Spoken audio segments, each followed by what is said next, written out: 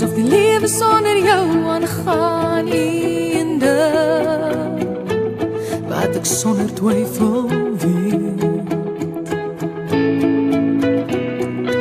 Jy is nie net 'n nommer nie, en jy is deel van die groter prentjie, daar's rede dat jy lewe,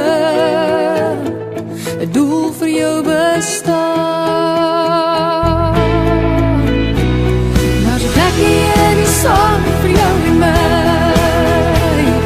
'n plekkie elkeen het 'n doel gekry. Al voel jy soos 'n sandkorreltjie klein wat in die grootste duin verdwyn. Jy vat my die hoogste hoogtes in, in die adem, in die ander in die wind. Ons almal is maar sandkorreltjies klein, maar saam is ons die mooiste dag.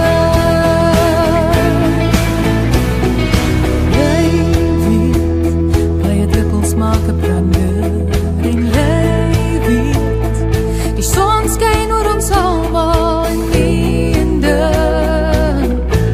wat ek sonder twyfel weet. Jy is nie net 'n nommer nie, en jy is deel van die groter prentjie, daar's 'n rede dat jy lewe, vir jou bestaan. Daar's 'n plekkie in die son vir jou en my, 'n plekkie elkeen het 'n doel gekry. Al voel jy soos 'n sandkorreltjie klein wat in die grootste duin verdwyn. Jy vat my die hoogste hoogtes in die adem, in die ander in die wind. Ons almal is maar sandkorreltjies klein, maar saam is ons die mooiste dag. Daar's 'n plekkie in die son vir jou en my,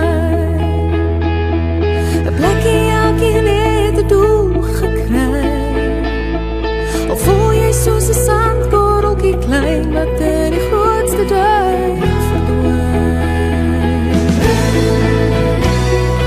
Jy vat my die hoogste hoogtes in die adem, in die ander in die wind. Ons almal is maar sandkorreltjies klein, maar saam is ons die mooiste dag. Jy vat my die hoogste hoogtes in die adem, in die ander in die wind.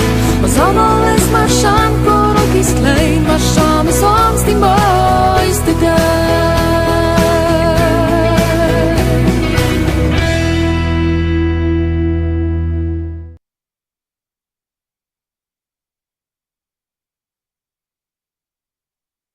Dis die taal waarin ons groet.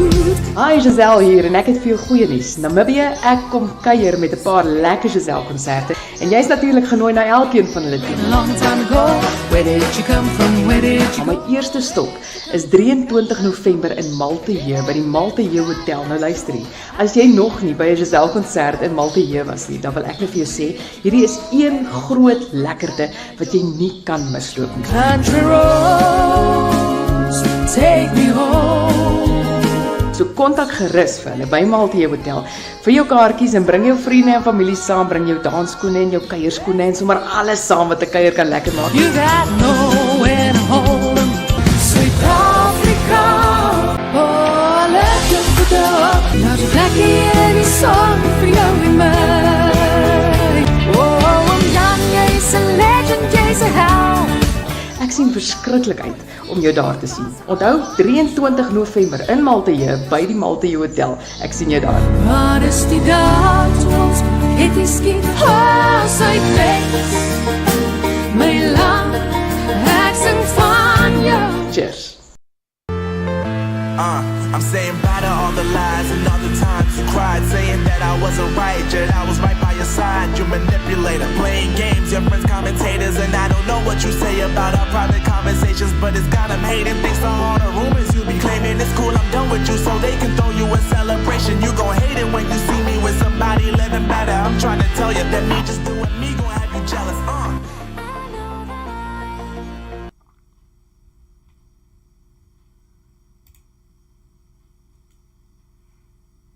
That wasn't very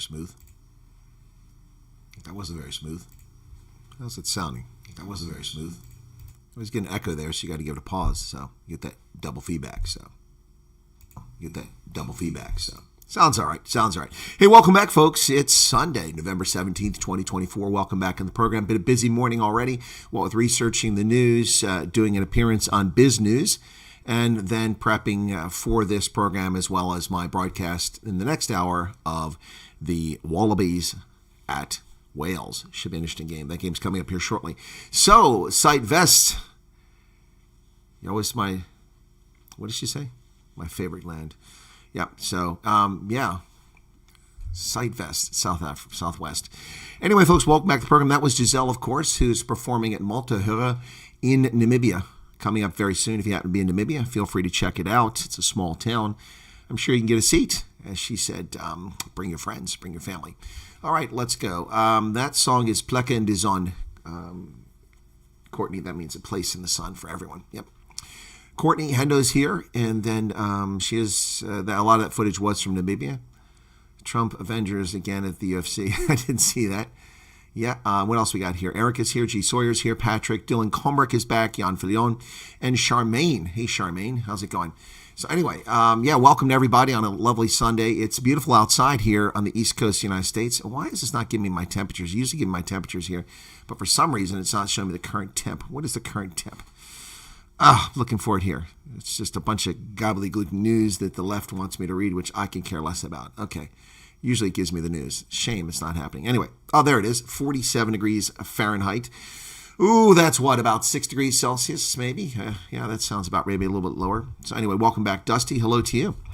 All right, a lot to talk about. Whoa, that's kind of loud. And there's a super chat coming in from Courtney McBride saying, I'm not a fan of Matt Gaetz. Well, that makes two of us, Courtney. But Trump has a plan, and maybe his plan is to have someone that's actually loyal and doesn't undermine his leadership and his term as president, as Jeff Sessions and Bill Burr did. You can't have dishonest people sitting in that position as Attorney General. In fact, people need to be so concerned about the trustworthiness of those around them that John Fitzgerald Kennedy actually relied on his brother Bobby Kennedy to be his Attorney General because he couldn't trust anyone else. So there you go. Donald Trump's brother is dead, died from alcoholism some time ago, so he can't turn to his brother to be the Attorney General. Hakan Hegman in from the Netherlands, welcome to you. Yeah, a lot of Trump's picks are controversial, but I want to talk about a few other things before we get started. We have a lot of South African news, a little bit about the U.S., because we have under an hour for this broadcast today, so thanks for tuning in. I will be doing rugby after this, which means if I'm in the mood, maybe a Night Owls today, if people are up for it. We'll see. Don't get a lot of reward for doing Night Owls, but that's okay. I do it to chat and hang out with y'all.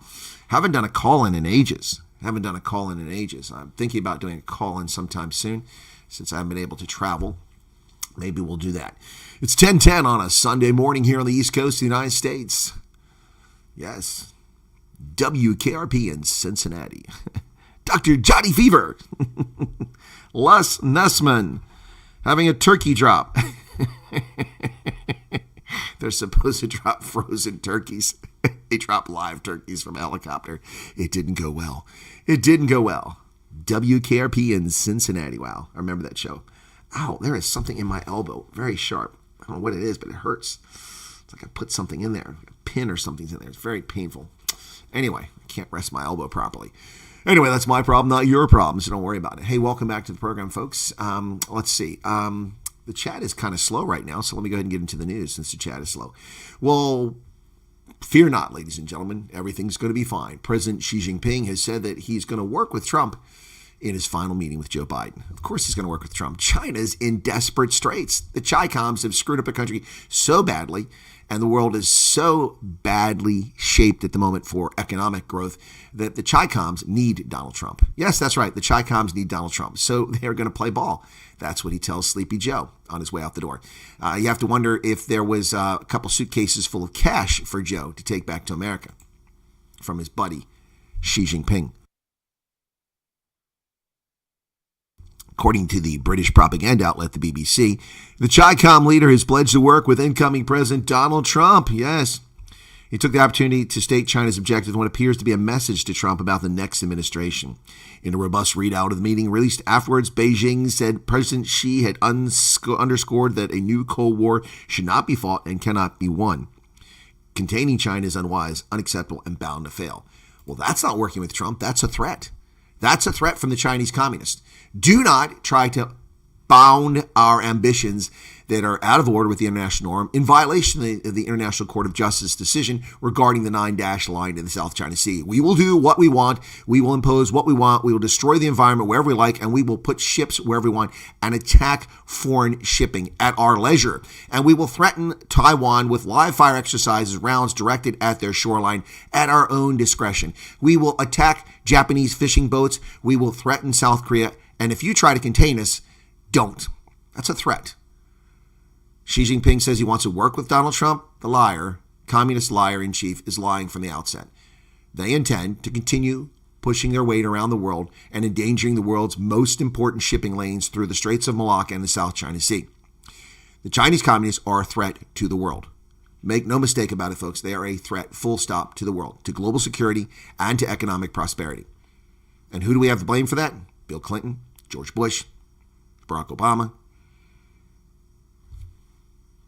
Joe Biden, the European Union, the World Bank, the IMF, South Africa, the United Kingdom. You're all to blame. You're all to blame. You're all to blame. Well, The Guardian is very brutal when it comes to England's performance in the game against the Bucks yesterday. The blunderbucks, as they appeared to be for much of the game, managed to win the game at Twickenham, and England lets another one slip through their hands. 5 consecutive defeats on the trot. The only thing Steve Borthwick's England are developing is a losing habit. 5th consecutive defeat, this time to South Africa, is the latest evidence of the damaging limitations of this team. Indeed.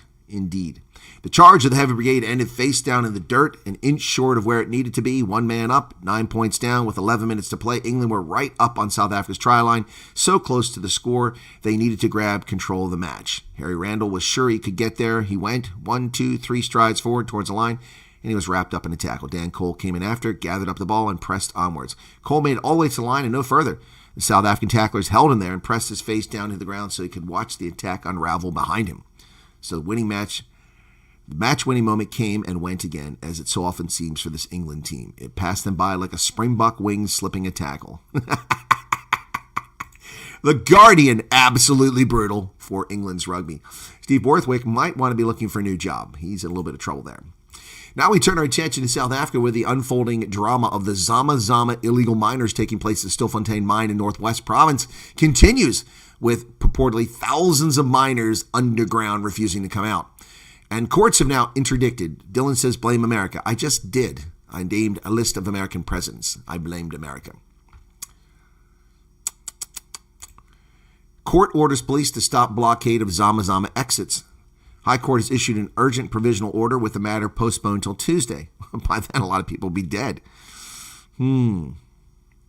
Pretoria High Court has granted an order preventing police from blocking the unused mine where more than 4,000 illegal miners are stuck underground, further ruling that illegal miners be allowed to exit. The Zamazavs remained underground for several months, and since the police's operation pounced on them in Orkney this month, many have refused to resurface for fear of arrest. Police have since blocked the supply of food and water to the miners to compel them to emerge. But this has led to some deaths, while others have fallen ill and are too weak to resurface.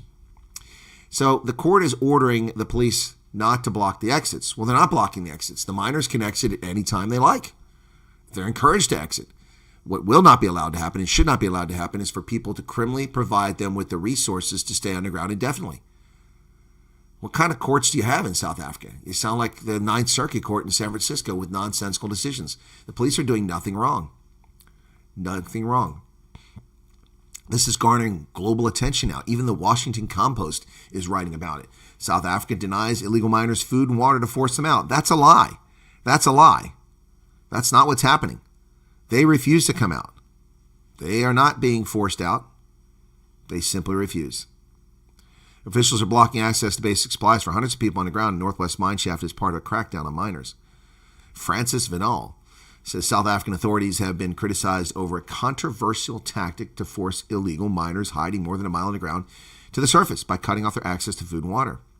South African Human Rights Commission said Friday it was investigating reports that authorities had restricted essential supplies such as food, water, and medicine to a mine shaft for nearly 3 months.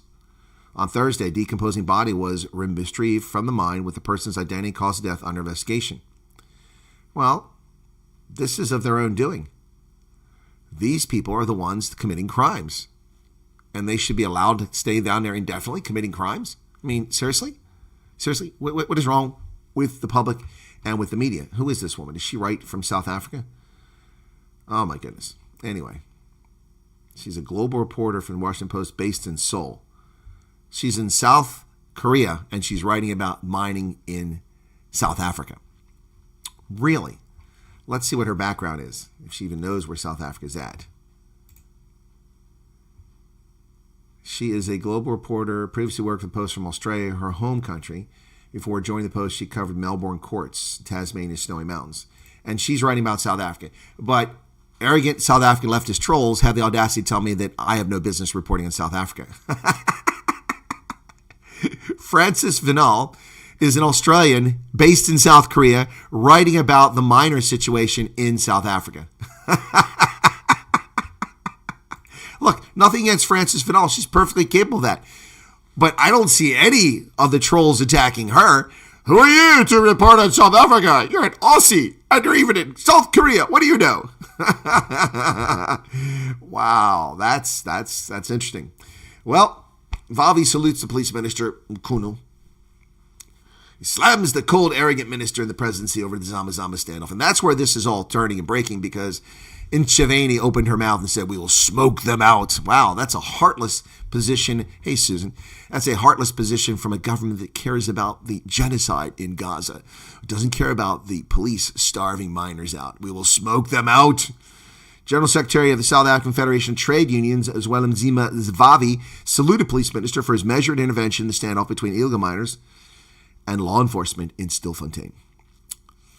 Kuna said he also enlisted services experts in mine rescue and indicated he wants all the stranded miners brought to the service within a week.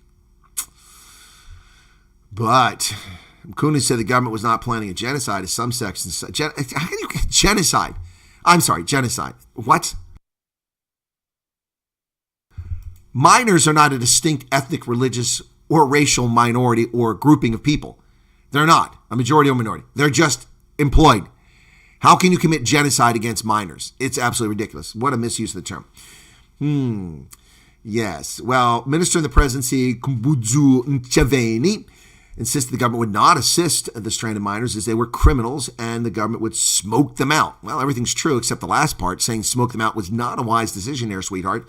We are not sending help to criminals. We are going to smoke them out. They will come out. We're not sending help to criminals. Criminals are not to be helped. Criminals are to be persecuted. No, criminals aren't to be persecuted. They're to be prosecuted, sweetheart. Yes, Kumbudzu Ntshavheni really doesn't know the English language very well, and that may be because it's not a first language. But Kumbudzu Ntshavheni says they need to be persecuted. Oh, my goodness. Oh, good Lord. Oh, somebody's having a bad hair day there. Wow. And, hey, you need to go to Specs and get a better pair of glasses there. Good Lord. I'm sorry, that's just not a good look.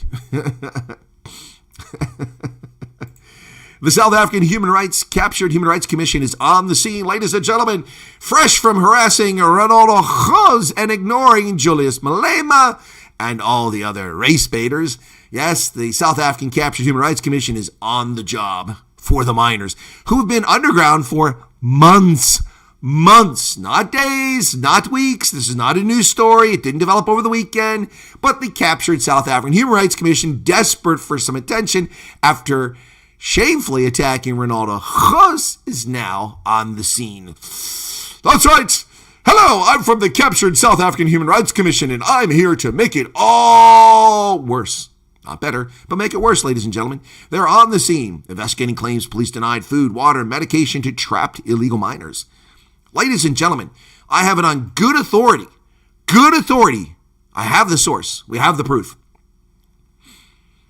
SAPS has been denying Game Boys and cartridges to the illegal miners. In addition, they have confiscated adult magazines and DVDs. This is clearly a human rights violation. Minors should be allowed to their wanking. Yes, the South African Human Rights Commission must intervene. Pornography and Game Boys are not making it down to the minors. We have a real situation here. It's time for the South African Human Rights Commission to get on the scene. A community member in Stilfontein has alleged the police's action in denying scores of illegal miners stuck underground in abandoned mine shaft food, water, and medication could cause their deaths. First off, the word stuck is incorrect. They are there by choice. It is a choice to be there. It is a choice.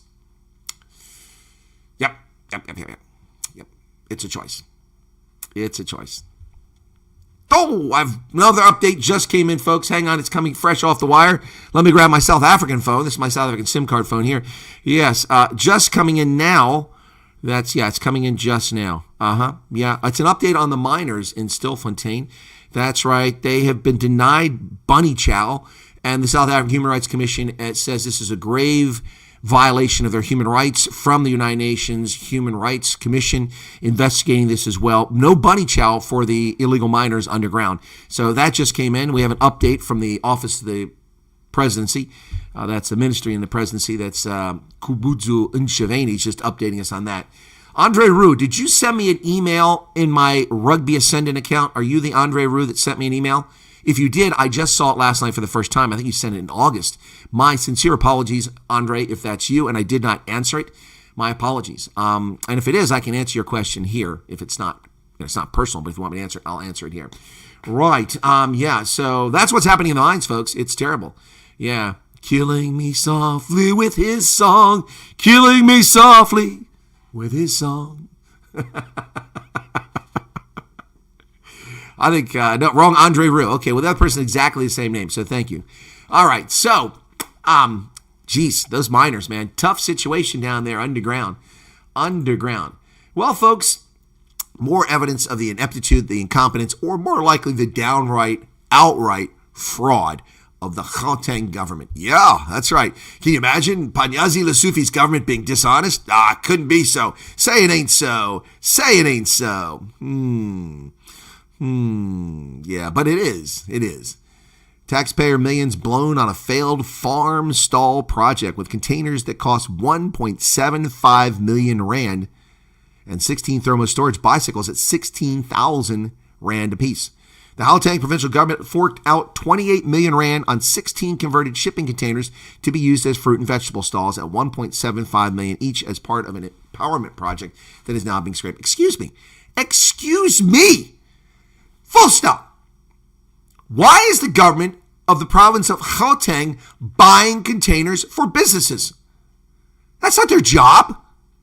If anything, they should be providing loans. I'm not even in favor of that, but loans to aspiring entrepreneurs or grants to those who don't have the means or the credit history to borrow so they can start a business. Why is the government buying stalls and putting them all over? And why are they paying 10 times the going rate? Oh, that's right, folks, 10 times the going rate. At a cost of 1.38 meter per 6 meter container for the Architectural Design Construction Commissioning, as well as 375,443 rand each for customized insulation and anti-rust coating, the total cost of 1.75 million rand for each one could buy a 3 or 4 bedroom house in most Johannesburg suburbs. Yep, the Gauteng Department of Agriculture and Rural Development and Environment, GDARD, awarded the project implementation contract to a company called Farmyard last year to run a market outlet program in townships across the province. Among the shocking line items Farmyard charged was for equipment and fittings at 1.12 million rand. In this budget were 16 branded bicycles with thermo storage that cost 16,000 rand each, as well as 16 sets of 3 branded t-shirts and caps at 14,000 rand per set. T-shirts and caps. Signage and branding cost a further 1.5 million rand. Wow. While community site and feasibility work included gang surveillance and crime stats review at $1.85 million. A comparison done by the Sunday Times found that 12-meter shipping containers, twice the size of the ones that they bought, repurposed in a similar fashion to the ones used for the project, don't cost 1.75 million rand. They cost 150,000 to 170,000 rand each. I can afford that. Well, I'd have to sell a few things, but I can afford that. 1.75 million rand. Corruption off the scale. This is just one little project amongst the tens of thousands of patronage projects and corrupt BE tenders that are out there by these governments. Send Elon Musk to South Africa. This needs to be addressed. What are they doing this? This is not their role. That's not the purpose of government, to be involved in this horse manure. Seriously? The government of Gauteng is competing with the private sector. Oh, and by the way, guess who else they're competing with? Spaza shops. Oh, yeah, that's right. They're competing with Spaza shops. Well, let's take a look at the bicycles here. Here's one of these 16,000 rand refrigerated units. I can make that right there for 1,000 rand. That's right, folks, 1,000 rand. I can put that together. Not 16,000. Good God. So here's a map of the most expensive farm stalls in the whole country. 16 container outlets, operating status. The red one in Randfontein and Benoni is closed. Hey, somebody mentioned my name in Benoni today. Yeah, so those two are closed. Those that are closed for a month include one in Shoshanguvwe, a township, another township where it's shut down. Yes, and fully operational, just a handful of them. Bronkhorstprut, Westernoria, and a couple in Soweto. Wow, and a few just nobody knows the answer to. For Enigang, Alberton, Ikangala, we have no idea what's going on.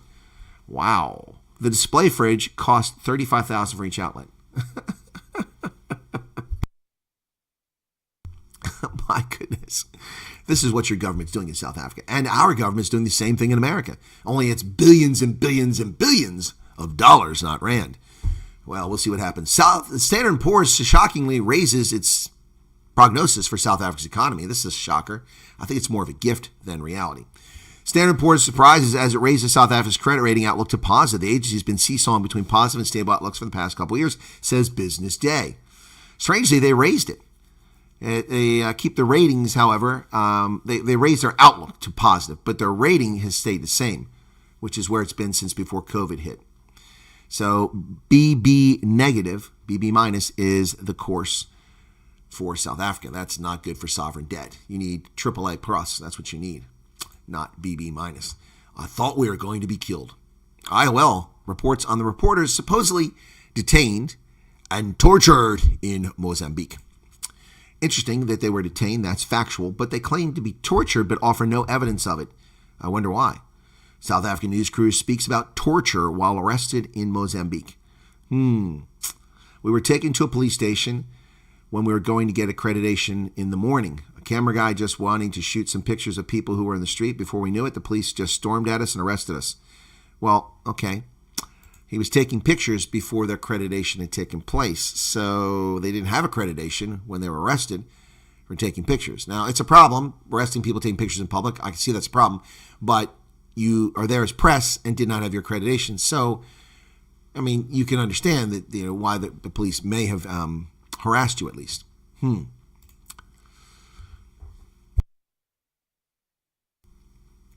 They took us to a police station, and from the police station we were blindfolded, taken to an unknown place that is dark. At that place, we were surrounded by people in plainclothes carrying guns, AK-47 assault rifles. Okay, they're just AK-47s, so not assault rifles. While blindfolded like that, we were ordered to face the wall. I thought we were they're going to shoot us in the back as we see in the movies. We remained blindfolded the whole time. It was the three of us, myself, Sabonela, and one Mozambican journalist. We asked why we were being arrested, and they said international journalists had been coming to tell lies about the country. We were questioned by several security forces, one after the other. This was happening while we were blindfolded. This was torture. In other rooms, we could hear people crying while being tortured.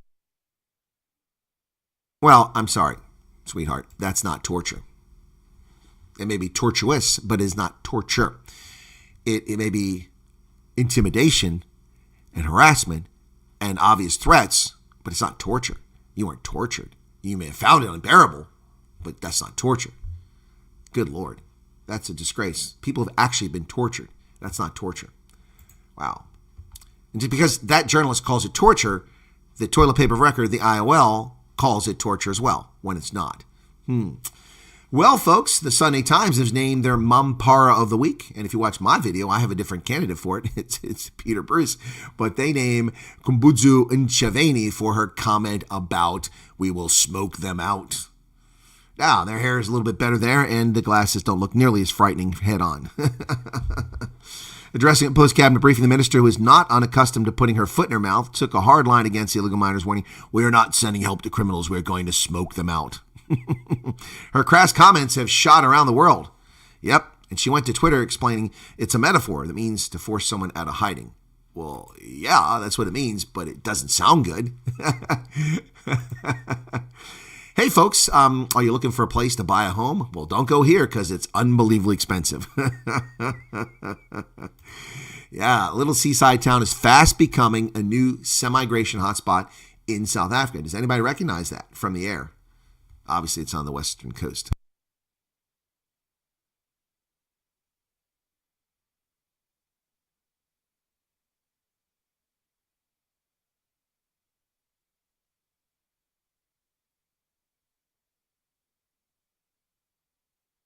Sorry, folks, I just needed to take care of that wheeze in my lungs there. Whew. South Africa's greater Blouberg area, just north of Cape Town, is becoming quite the spot. They have had 8.2 billion rand in real estate sales in the past year. Wow.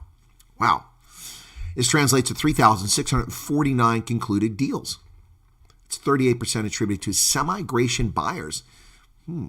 These buyers are mostly from Gauteng, but they come from other parts of the country. Average transaction price for full title properties at 2.9 million rand. Let's see what that is in dollars. Calculator, 2.9 million. It's over $100,000. 2,900,000 divided by 19 equals $152,000. Oh, wow. That's cheap. 2.9 million. Seasonal titles at 1.5 million. That's not even $100,000. Good deal. Market has also captured international interest with around 2% of sales made to expats and investors who spend an average of 3.79 million. Ooh, 2% to expats. Expats. Slippery Pickle says, that's a lot of money for property in the Kuberg fallout zone. It is close to the Kuberg fallout zone. That's true. Wow. Okay. So Blouberg and Milnerton, or you guys say Blueberg, it's Blouberg. Milnerton, traditionally seen as middle-class areas, have evolved into diverse communities offering a range of property options. Yeah, and here's a couple photographs of it for those unfamiliar with that part of the Western Cape. There you go. To me, it's people stacked on top of people. I'm not sure the appeal, although it's relatively close to Cape Town, so I get that, which means it's also relatively close to vicious crime. There is the ocean washing up right there. Properties in sought-after estates such as the Dune Ridge Estate in Big Bay and Blaubergstrand Village have prices up to 11 million. Now that seems more like it. Meanwhile, new luxury developments in Parklands North and Sandown offer homes priced 4 to 8 million, with beachfront properties fetching 20 million rand. Well, that's a bit out of my price range. The Blouberg waterfront is a hive of activity complemented by fantastic local amenities and family-friendly restaurants. Hey, don't say I never brought you good news.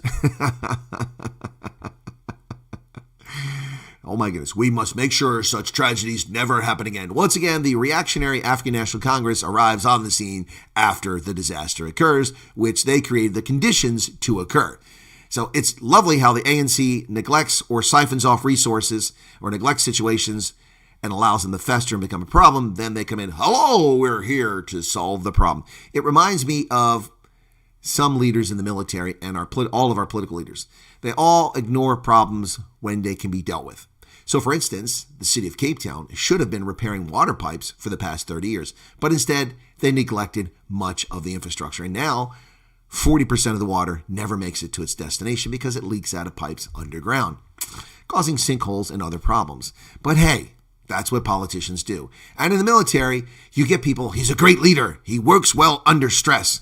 Yeah, he created the stress. She let the system fester. She allowed it to become a mess, and that's why she's succeeding. Because she looks like a great leader in charge when things are screwed up. Well, she screwed things up. He screwed things up. That's why they look like they're doing well. Good leaders have vision. Good leaders anticipate. Good leaders plan. Good leaders resource. Good leaders look to the future. What will this look like tomorrow? In 3 years, in 5 years, in 10 years, in 20 years. Bila van de Bosveld, welcome to you. Nice to see you there, Bila van de Bosveld. And almost slipped by, I didn't see you. Hello to you. But we must make sure such tragedies never happen again. Well, they never should have happened in the first place. South Africa had adequate food inspection and law enforcement and agricultural oversight before the ANC took over. John Steenhuisen has an unenviable job. Spaza shops and other food handling facilities must register with municipalities in which they operate. Oh, looks to me more like a power grab by the ANC looking for tax revenue from Spazas, which they've ignored for 30 years. Tuck shops and Spaza shops. Yep.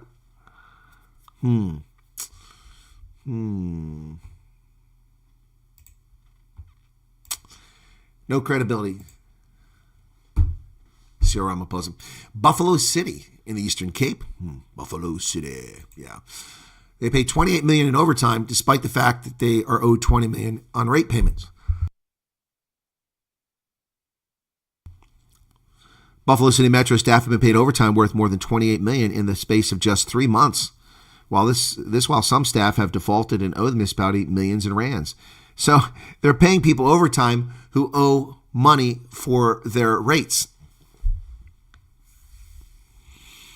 If people work for you and they owe you money, you shouldn't be giving them overtime. You should be making them work for free. Good Lord. Wow. One hand does not know what the other hand is doing. Well, Herman Mashaba is taken back to his xenophobic attacks, this time in an op-ed that appears in the Sunday Times. He says, belatedly, Action SA's xenophobic misgivings are being acknowledged.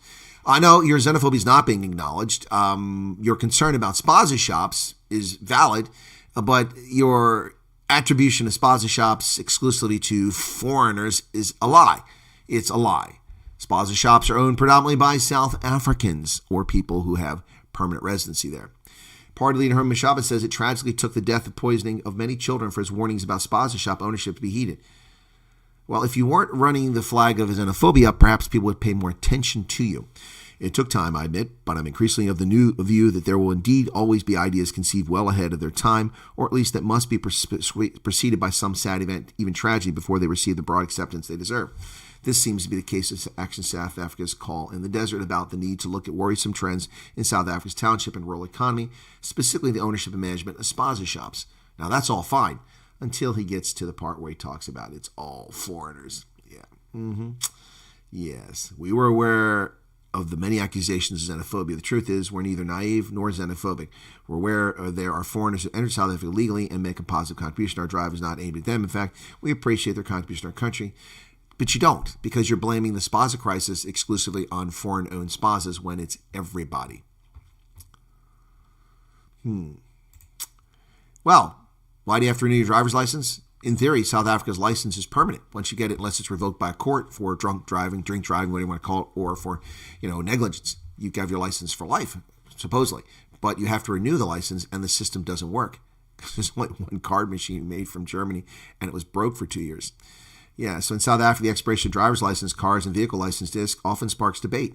And the argument is they need to do this. Now, when Fikile Mbalula was the Minister of Transport, he claimed it was because the material in the cards failed after a couple of years. It's really all about making money, taking money out of your pocket. But of course, the ineptitude and incompetence of South Africa's government means that people have expired driver's license, they simply can't get a new one. Major municipalities, unlike me, I got a driver's license online. I didn't have to do anything. I sat right here, renewed my driver's license right here. Well, I disagree with the fact they have to renew it every 4 years. That's bogus. The argument being that they have to make sure that, I'm not blind, I can still drive, I'm not infirm. Yeah, okay, that's fine. But that doesn't work when you're 25, 35, 45, 55. That's not an issue. It's when you're 75, 85, and 90 that's an issue. And then maybe you have oversight for it. But harassing people and taking money out of their pockets every few years just to fleece them for $100 US, 1,900 Rand, is illegitimate. And that's what we do here in America. Our licenses are not forever. If it expires, expires. You're done. You don't have a license to drive. Just because a card expired doesn't mean you still have a license like you do in Germany, South Africa. Here you don't. Yeah, Germany, you buy a driver's license once off. Yeah. Well, one municipality in South Africa is leaving Eskom. According to Midval, they're done. The Midval municipality is turning to a 20-year public-private partnership for electricity procurement as it looks for a way to outsource its power supply away from Eskom. Can they even do that? Will the ANC come after them? Will Cogicenso Ramacopa at the Copacabana, the hottest spot north of Havana. Yeah, that's right. Barry Manilow. Yeah, we know Barry. Yeah, at the Copacabana. Will they interfere with Midval's effort to leave ESCOM? Time will tell. For some strange reason, I missed that cackling, delusional Kamala. Imagine spending $1 billion and still losing. Exactly. 4 South African police service sergeants are under arrest for swiping $1.8 million from Zamazamas.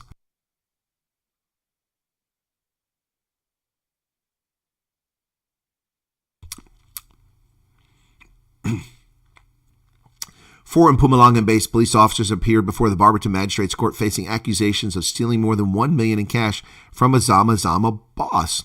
Now, the title is they're languishing in prison. Well, they're not languishing in prison. They've been arrested on Friday. It's not exactly like years ago.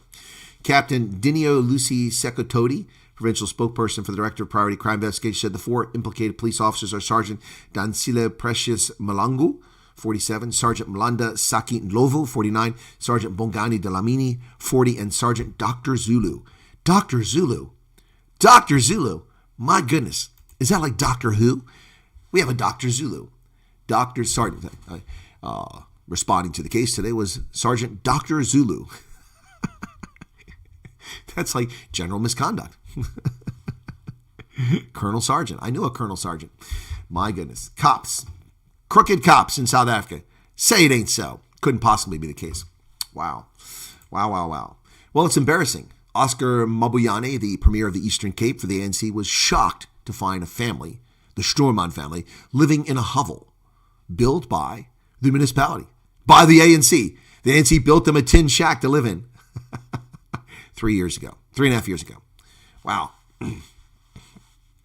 Eastern Cape Premier Oscar Mabuyane said it was disappointing to discover that the Raymond Malaba local municipality had built a shack for a family in Bedford. The unemployed family said they'd been staying in the 2-room shack since early 2021 after their house was gutted by fire.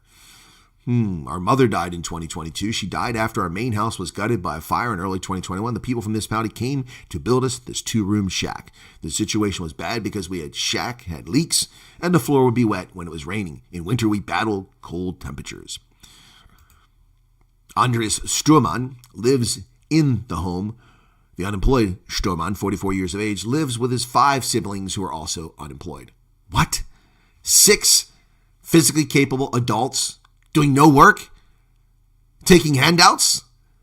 Do they have no agency? Can they not move to where labor is needed?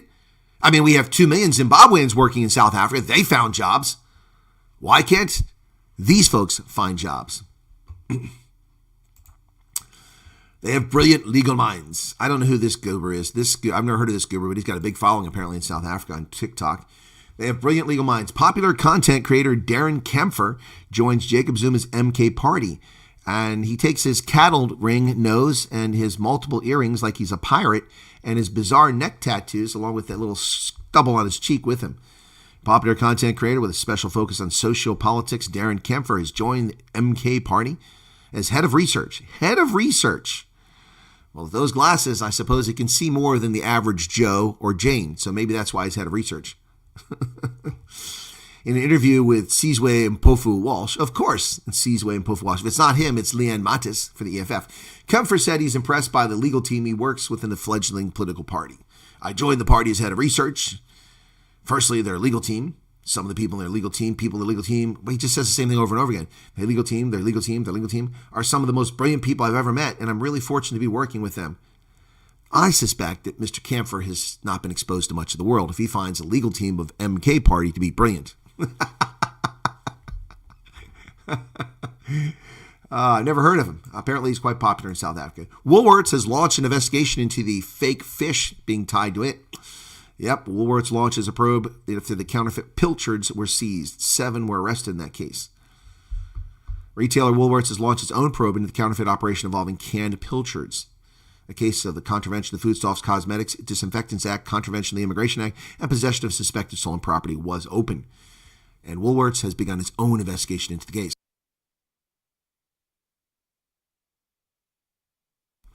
Good for them. People trying to taint their good name. Well, hydroelectric power was supposed to be the answer, but of course it is an environmental disaster, hydropower, destroying fertile farmland, upsetting water tables, changing the course of history, and uprooting peoples. But hey, it's green. Hey, it's green. Never mind the concrete that's poured for the dams and how much carbon that produces. But hey, it's green, but it isn't working. Warmer temperatures are fueling drought, making it harder for Zambia and other developing nations to generate hydropower. Well, for a while, it looked like Zambia had achieved the status that almost any nation would envy, drawing hydropower from its massive Zambezi River and tributaries. The country could meet its energy needs while producing almost zero planet-warming emissions. Of course, that's a lie because they ignore all the other impacts. It was renewable energy of the best kind, cheap and seemingly abundant. Zambia's recently departed environment minister touted the country's green credentials in dozens of speeches, but that was before an epic drought that slowed the Zambezi to a trickle and brought water levels to nearly the lowest point on record. Look at that. The Kariba Dam has been a big part of the energy. It's the most widely used form of renewable energy around the world. But when there's no water, there's no power. Interesting that. Helicopters flying over my house. The other day, high-performance military jets were zooming past my house. They don't fly here normally. No idea what that was all about. 11 now reported dead in Mozambique violence in recent days. In protest, that's since Wednesday. My goodness. It's not calming down. It's not a black helicopter in whisper mode because I can hear it. Perhaps there's an accident out on the highway. 8 takeaways from the climate change summit. COP29 leaders pushing for $1 trillion in climate finance and claimed that worsening climate impacts will put inflation on steroids. Guess what? Get stuffed. The Conference of the Parties, COP29, and their framework for stealing from wealthy to give to the poor, to continue burning wood to make charcoal and polluting the planet and dumping their plastic into our oceans and causing microplastic pollution, we're going to reward the poor of the world for doing that. I don't think so. When China is producing more carbon than anyone else, and it's growing exponentially, its carbon output, despite its economy not growing exponentially. Xi Jinping met with Biden to talk about Trump in Peru, of all places. Wow. Sleepy Joe, his final trip, probably. Well, Donald Trump has now announced 15 of his 27 cabinet positions, with the addition of the Secretary of the Veterans Administration and former Representative Doug Collins of Georgia, Secretary of the Interior Doug Burgum from North Dakota, and Secretary of Energy Chris Wright, the latest selection in Trump's cabinet. It's all taking shape here in the U.S. Donald Trump has named Carolyn Leavitt to be his White House press secretary. The 27-year-old will be the press secretary. I predict this won't go well. She'll be the youngest person ever to assume the office and the youngest since the Nixon administration. Wow.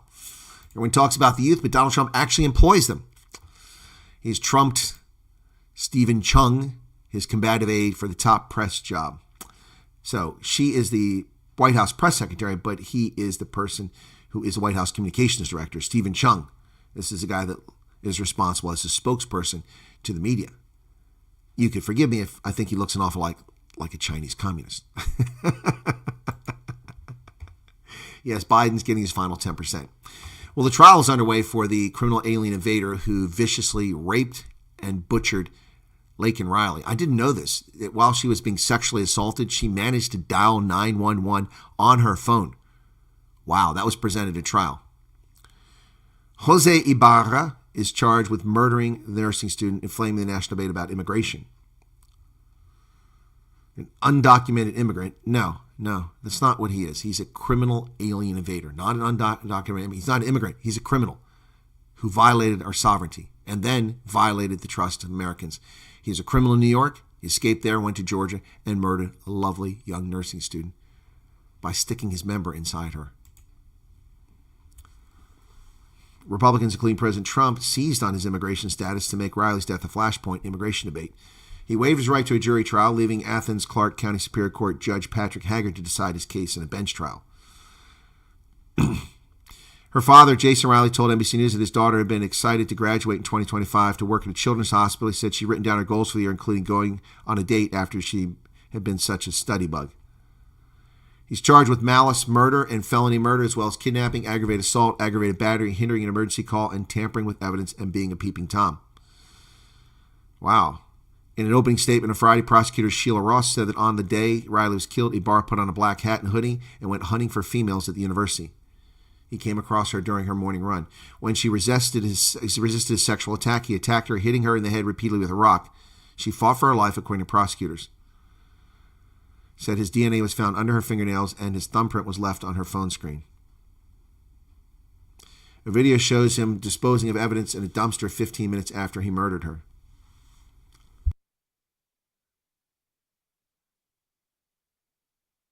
Unbelievable. This is what happens when you let criminal alien invaders in your midst. And this is just one of tens of thousands, hundreds of thousands of crimes committed against Americans that should never have occurred. And I don't want to hear the leftist nonsense, well, Americans commit crimes. No. It doesn't matter. You don't import criminals. You deal with the criminals here on your own. Yes, he did assault her sexually. He did sexually assault her, Courtney. Yes. Yep. Trump's victory has Biden's Justice Department racing to rig the government against the incoming administration. President Biden took office promising greater police accountability, which he's failed to deliver. And during his tenure, Justice Department launched dozens of investigations into state and local law enforcement agencies, harassing them. Nearly 4 years later, his administration has yet to lock in reform agreements with any of them, putting major civil rights initiative in jeopardy. It's not a civil rights initiative. It's a crime-enhancing initiative. It's a pro-crime initiative, and we're not going to tolerate it. Trump will get rid of it. As I said, Doug Burgum has become the nominee for the Energy Council. Oh, I said for secretary. He's energy secretary, and he's also going to lead the National Energy Council. Trump is forming a National Energy Council. The newly formed and very important National Energy Council will consist of all departments and agencies involved in the permitting, production, generation, distribution, regulation, transportation of all forms of American energy. This council will oversee the path to U.S. energy dominance in cutting red tape, enhancing private sector investments across all sectors of the economy, and focusing on innovation over longstanding but totally unnecessary regulation. So we have a National Energy Council, and it's being chaired by him. Well, the Trump team is having second thoughts about Pete Hegseth after a bogus sex allegation comes up. Trump's pick for defense secretary was investigated in 2017 for an incident in California. The police found no evidence of any wrongdoing. The internal turmoil over Hegseth's future has sparked a complaint shared with the transition team with extensive information about a woman's claim that Hegseth sexually assaulted her in a hotel in Monterey after a Republican conference. The woman who drafted the complaint said the alleged victim was a friend who later signed a non-disclosure agreement with Hegseth. The alleged assault took place in 2017. They're complaining that he was not properly vetted. Well, this was dismissed. 10,000 letters of acceptance amongst foreign students are fraudulent, according to the Immigration Department. We're letting frauds come into our country with fake letters of acceptance. Wow.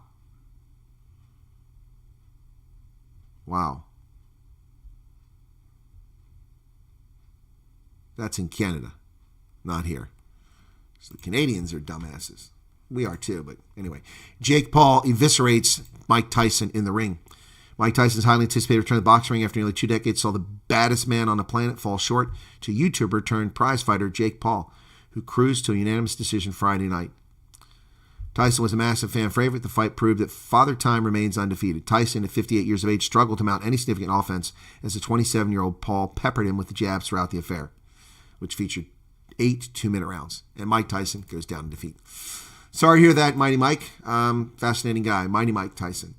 Anyway, yeah, Donald Trump owns a cult. Did not know that, Garrett. Mike Tyson's a sex offender. Yes, he is, and he went to prison for that. He did his time. Finish the border wall, make life difficult for illegal aliens. Life in America will improve for all. Yeah, get rid of 33 million illegal aliens, and we won't have a housing crisis now, will we? Yep. Peeping Tom, wow, I'm shocked. That's even a case when you have such aggravating. Yeah, no, what they do is they put every charge they can come up with. Everyone. That way they can negotiate, Okay, look, if you dismiss the Peeping Tom charge, which carries a 12-month sentence, I'll plead guilty to this, or I'll take this. They throw it all in there. The military does the same thing.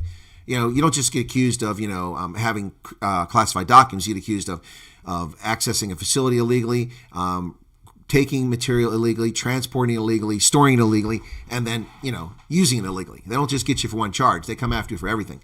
They just pile on. That's how it works. Helen Zilla operates like those GOP politicians, says G. Sawyer. Soylent Green. What's Soylent Green? Finger slip. I picture Dr. Zoo like Doctor Who, but instead of telephone box, he climbs into the... Oh, good God. Jonathan says, wonder if Helen Zilla feels guilty about supporting the ANC. I don't know if she does. RDP Shacks, courtesy of the ANC Communist Criminal Cabal. Savage Daughter says, payment for motorbike license, maybe a half a tank of petrol in the police car. Sorry, I didn't mention that it was for 2 licenses. Exactly. Not surprised as Zama exploitation by SAPs. The latter is the biggest gang in South Africa. For some strange reason. Okay, I already got, so I caught all that. Okay, folks, well, I've got to go. It's time for Rugby Senate. Let me see if I can send you over to that, if we can get people there. We got 80 people here. Let me just do that real quick, and I'll do that. Customization. I hadn't thought to do that because I wasn't planning on doing the stream. Okay, Rugby Senate. RUGGBYASCENDANT. Rugby Senate. There it is, Wales versus Australia. If you want to listen to the Wales versus Australia commentary, which is coming up in just a few minutes, you can join me over there. Thanks for tuning in. Have a lovely Sunday. Appreciate being here. I don't know how much Tyson got, but I'm sure it was quite a bit. Cheers, everybody. Catch you over on Rugby Senate. Bye-bye.